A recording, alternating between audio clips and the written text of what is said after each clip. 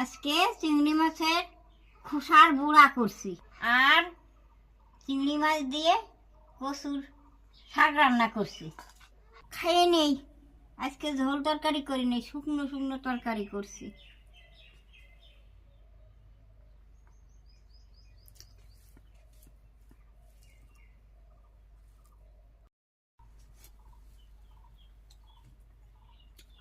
খুব ভালো হয়েছে।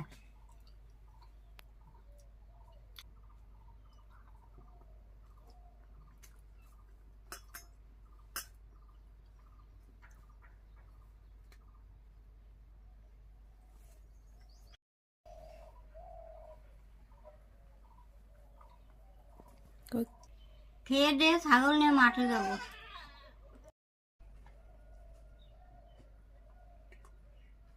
ভিডিওগুলো দেখবা, লাইক কমেন্ট করে দেবা।